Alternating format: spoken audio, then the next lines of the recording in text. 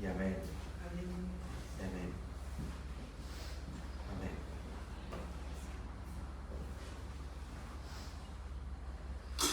No menospreciéis el poder de la oscuridad en estos días de tinieblas, de luces artificiales y de paganismo. No subestiméis el poder del enemigo para que hayan peleas en casa, para que haya disensión, para que haya cosas que son pequeñas y se hacen grandes de repente, con los hijos,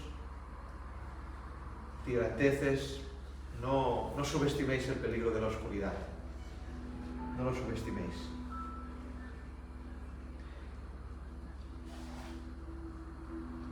Solo os puedo prometer algo, la palabra del Señor, no os puedo prometer nada más. Me encanta que seamos poquitos, es de locos, pero es así, me gusta, porque creo que vender los miércoles ahora. En vez de venir los domingos, creo que voy a venir los miércoles. Porque así los domingos vosotros os lo disfrutáis y a mí no me hace nada ser pocos. Yo soy de los que creo que la iglesia es en casa y de que esto es un lugar para que nos congreguemos porque no cabemos todos en casa, para que haya un lugar donde uno pueda ayunar, donde uno pueda buscar al Señor por las tardes, para que haya gente que tenga llaves de este lugar y lo riegue de oración. Yo es lo que creo que es la casa del Señor. Pero yo hoy mismo volvería a mi casa. Hoy mismo volvería a mi casa a predicar a Isaac, a Carmen, al pequeño, a Conchi, a mi suegro, a mis cuñados, estar en casa compartiendo la palabra del Señor, que es lo que toca. Amén.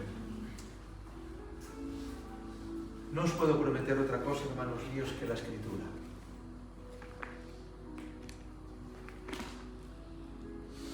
Y en estos días os preguntaréis, todos tenéis amigos, familia, habrán felicitaciones y vosotros os abstenéis. Habrá gente que incluso diga que esto es del Señor, que la Navidad es algo del Señor, que lo una con textos bíblicos. Un niño nos es nacido, hijo nos es dado, y en vosotros habrá ese sentir de estamos solos en esto. Y recordaba aquí sentado el texto que Elías, cómo se queja, cuando dice, no hay nadie más, he quedado yo solo como tu profeta, y Dios le dice, no estás solo, hay 7.000 que no han doblegado la rodilla. Y esta frase a mí me impacta porque si ciertamente había 7.000 que no habían doblegado la rodilla ante Baal, Elías nunca los conoció. Es decir, habían 7.000 pero nunca se juntaron. Nunca hubo una congregación de Elías y los 7.000. ¿Estáis entendiendo? Que sepáis que hay 7.000 pero no los vais a conocer. Y seremos poquitos.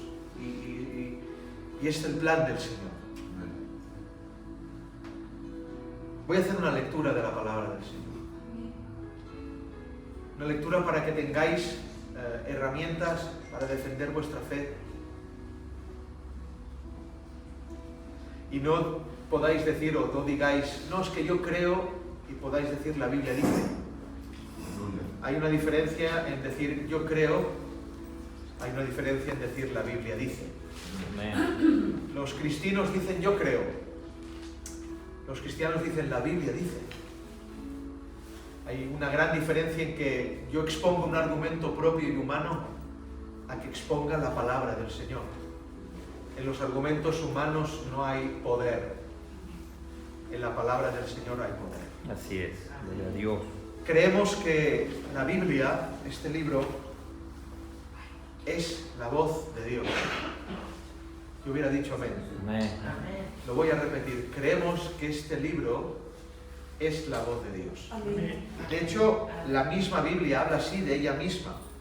El Salmo 119 en el verso 160 dice, la suma de tu palabra es la verdad. Es decir, toda la palabra, el compendio de la palabra es la verdad. No la que yo quiero, sí, y la que no quiero, no. No las promesas sí y los mandamientos no. No las bendiciones sí y los juicios no. La suma de la palabra es la verdad. El apóstol Pablo dice a Timoteo, toda la palabra, Timoteo, es inspirada por Dios, es útil para redarguir, instruir, exhortar, etc. Cuando el apóstol Pablo dice que toda la palabra es inspirada por Dios, el verbo que está usando es soplada por Dios. Y lo que está diciendo el apóstol Pablo está apuntando a un lugar, a Génesis en el capítulo 3, cuando el Señor crea al hombre, en ese momento que el Señor sopla aliento de vida en ese muñeco de barro y polvo que ha hecho. Esa palabra soplar es la misma expresión que dice el apóstol Pablo, toda palabra es inspirada por Dios. Lo que está diciendo Pablo es que esto es el aliento de Dios. Así que, como cristianos, solo nos podemos regir por este libro. No los pensamientos de un pastor ni de una denominación, sino de la palabra de Dios. Amén. Amén. Amén. En estos días estamos viendo, contemplando cómo las iglesias evangélicas se manifiestan en una actitud absolutamente idólatra. ¿Qué es idolatría? Idolatría es la práctica religiosa en la que se rinde culto a un ídolo. También reza la definición adoración de forma indebida. Es decir, adorar a Dios de forma indebida, adorar a Dios verdadero de forma indebida, también es idolatría.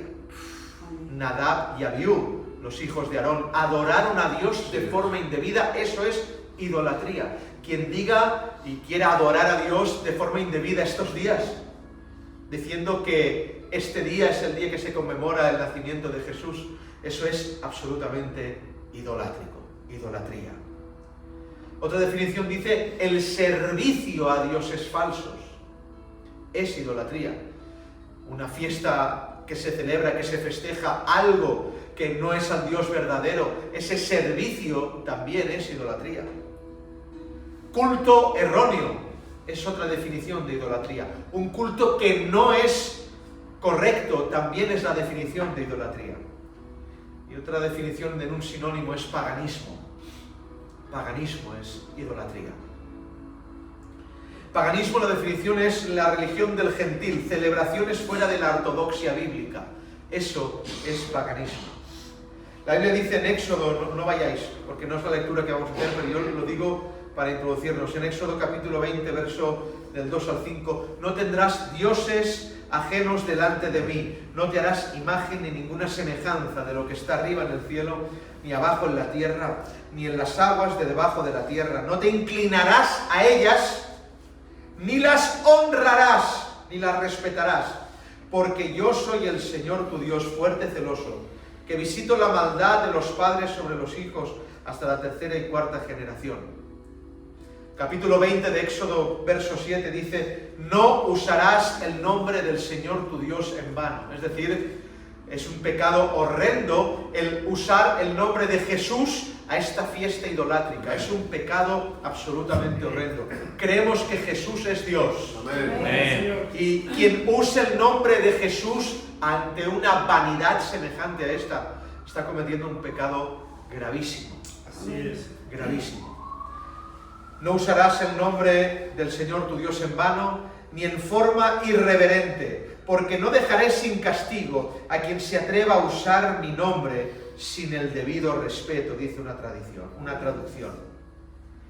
Sabemos que Dios no cambia, que estos mandamientos antiguos no son algo que está caduco a día de hoy, sino que el mismo Dios que había en el capítulo 20 de Éxodo es el mismo Dios que está en el 2023, a punto del 2024, en este tiempo. Nosotros cambiamos, Dios no cambia. Amén. Los mismos sentimientos, el mismo celo, la misma santidad habita en Él. Y si no cambia su mensaje. El mismo mensaje para Israel es el mensaje que para la iglesia. Así es. Dios no quiere para la iglesia dioses ajenos.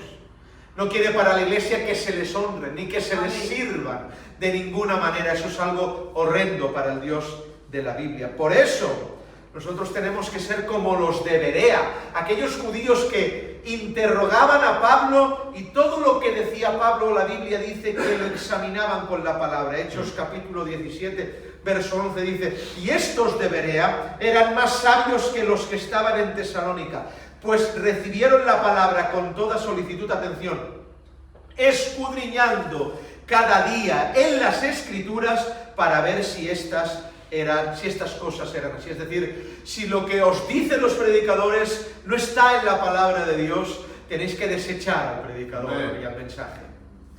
Pero si lo que dicen los predicadores está en la palabra de Dios, hay que comerlo. Gloria al Señor, porque es palabra de Dios. Hay un capítulo prohibido en la iglesia hoy día, un capítulo del que nadie habla y es el que quiero leer un poco. Y quiero que si no entendéis algo levantéis la mano y preguntéis, porque estoy aquí para esto. Es el capítulo 10 de Primera de Corintios.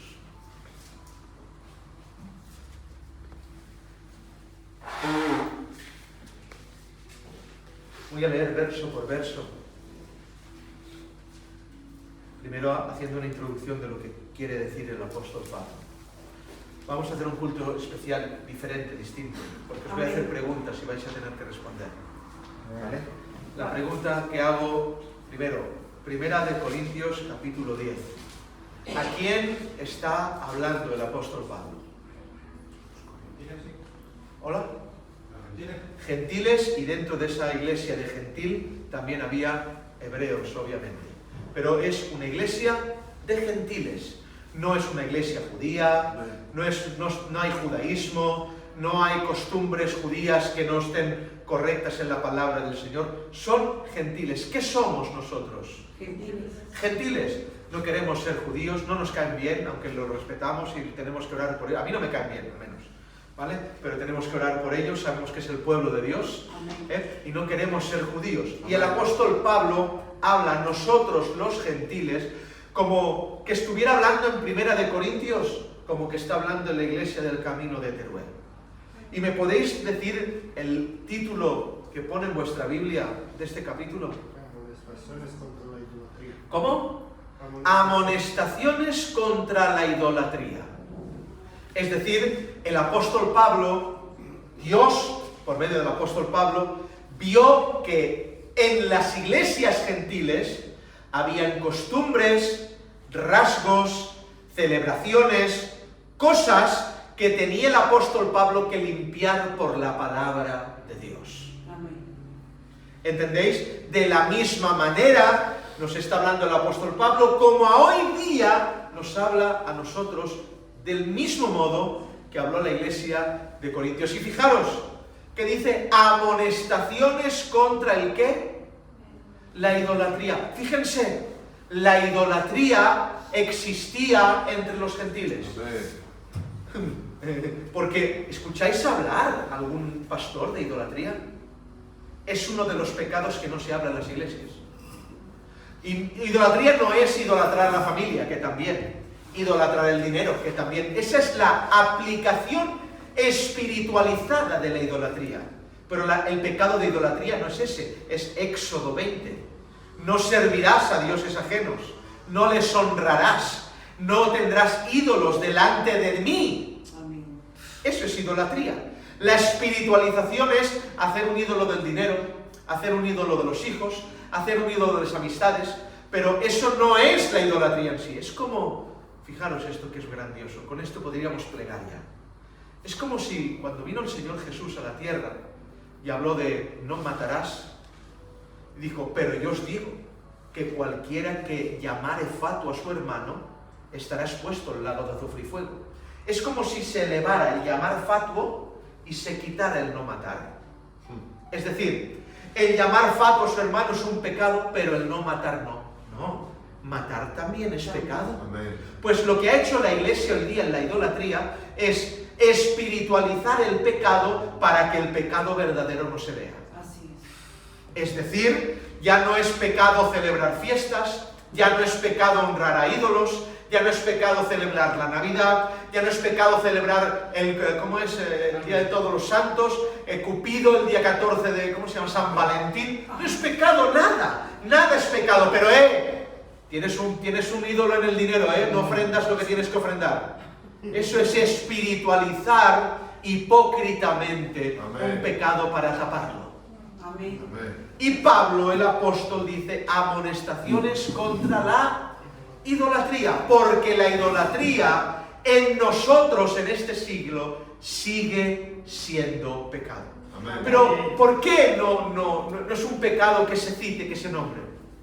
Porque es el único pecado o de los pocos pecados que no provoca daño al hombre. Matar te mete en preso. Así es. Adulterar, la mujer te deja. Amén. Robar, vas preso. Pero idolatrar, disfrutas. No hay una pena por idolatrar. No hay un castigo por la idolatría. Uno no tiene que pagar nada por hacer un ídolo. Porque el único que sufre este pecado no es el hombre, es Dios. Aleluya. Es el pecado que va en contra directamente del corazón de Dios. O sea, si todos los pecados van en contra del corazón de Dios, el matar te perjudica a ti. El adulterar te perjudica a ti. El robar te perjudica a ti. El codiciar te amarga a ti.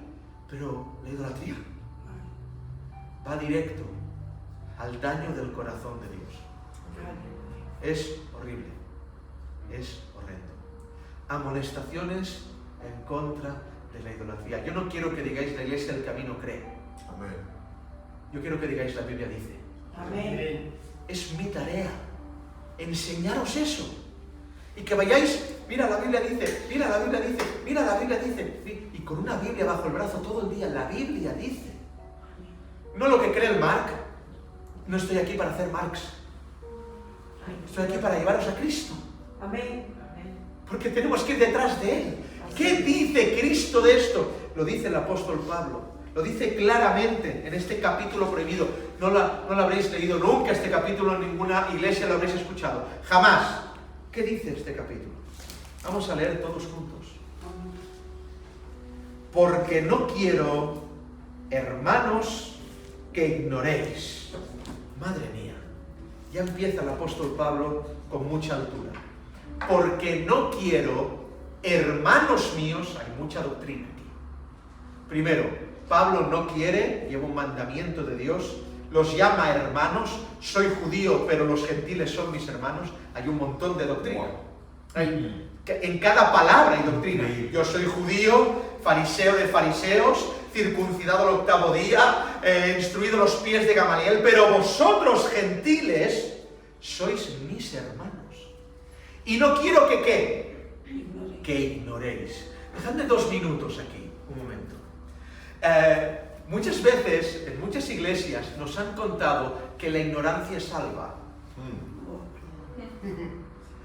Bueno, yo no lo sabía, y como no lo sabía, pues Dios no me juzgará. ¿Quién te ha explicado esto? La ignorancia no salva. Hay un texto que dice la Biblia, mi pueblo perece por falta de conocimiento. ¡Ignora! Ignora y no se salva por ignorar. Se va al infierno por ignorar. Amén. Amén. La ignorancia no salva. Amén. La ignorancia condena. Así es. Por eso dice Pablo, no quiero que ignoréis. ¿El qué? Pablo dice que nuestros padres, más doctrina, todos estuvieron bajo la nube y todos pasaron el mar. ¿Por qué hay más doctrina aquí, pastor? Primero, porque está hablando y no dice los padres judíos, no dice los padres nuestros solo de Israel, dice nuestros padres. De todos nosotros. Todos pasaron la nube, dice, todos estuvieron bajo la nube y todos pasaron el mar. ¿A qué está apuntando el apóstol Pablo aquí? ¿Qué está diciendo Pablo? ¿Qué padres estuvieron bajo la nube? ¿Qué padres pasaron el mar? Que salieron del pueblo de Israel. El pueblo de Israel que salió de Egipto. Moisés, sí. Con Moisés. todos estuvieron bajo la nube Es verdad. y todos pasaron el mar. Y dice, no son mis padres, son nuestros padres. Aleluya. Dios. Gloria a Dios, porque de dos pueblos hizo uno, Así es. derribando la pared intermedia de separación. Gloria tenga Dios. Aleluya. Todos estuvieron bajo la nube, todos pasaron el mar. Apunta a la salida de Israel de Egipto. ¿Por qué apunta a la salida de Israel de Egipto? Obviamente porque está hablando de la idolatría. Seguimos. Sí, gloria al Señor. Y todos en Moisés que fueron bautizados en la nube y en el mar. Esto no significa un bautismo a la usanza. Bautismo significa estuvieron ahí y como primicia eso les pasó a ellos, solamente a ellos. Sí, Señor. Eso es lo que está diciendo el apóstol Pablo aquí. Todos estuvieron bajo la nube, todos pasaron el mar y todos en Moisés fueron bautizados en la nube y en el mar. Y todos comieron del mismo alimento espiritual. ¿Os acordáis qué alimento comieron? Maná. Maná.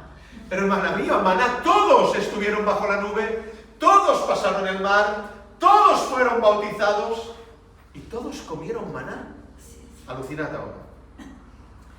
Y todos bebieron de la misma bebida, atención, doctrina espiritual, porque bebían de la roca espiritual que los seguía, y la roca era Cristo. Aleluya. ¡Gloria a Dios! Está diciendo que aquella roca que los seguía era Jesucristo, el Hijo de Dios. Era el Hijo de Dios manifestado en una roca, hermanos míos. O sea, pasaron el mar, bebieron de la roca, comieron el mismo pan, todos. Atención, repite Pablo constantemente, todos, todos, todos, todos. Y ahora dice, pero de los más de ellos no se agradó Dios, por lo cual quedaron postrados en el desierto. Es decir, que todos comieron del maná, todos bebieron de la roca, todos fueron bautizados en Moisés, todos pasaron el mar, estuvieron bajo la nube, pero no todos llegaron. Aleluya. Todos están en la iglesia, todos escuchan el mensaje, todos reciben cosas del Señor, todos sienten cosas, pero no todos van a llegar al cielo. Aleluya. Sino que quedaron postrados en el desierto. Atención. Y ahora dice, esto es muy fuerte, dice, verso 6, mas estas cosas sucedieron como ejemplos ¿para quién? Para nosotros. Así es. Esto que pasó antiguamente, como hoy se dice en las iglesias, el Antiguo Testamento no sirve para nada, solo el Nuevo Testamento. Pues Pablo dice, le da vigencia. Estas cosas antiguas son ejemplos para nosotros. Así es. ¿Los qué? Dice el apóstol Pablo. Para que no codiciemos cosas malas como ellos codiciaron. ¿Qué pasó? ¿Qué es lo que codiciaron? ¿Os acordáis cuando tardaba Moisés? Sí, sí. ¿Os acordáis lo que hizo el pueblo de Israel? Atención, verso 7. Ni seáis idólatras. ¿A quién se lo dice? A la iglesia. Amén. A los gentiles a nosotros. Amén. Ni seáis idólatras, como algunos de ellos, según está escrito, y atención, esto es de suma importancia. Se sentó el pueblo a comer y a beber y se le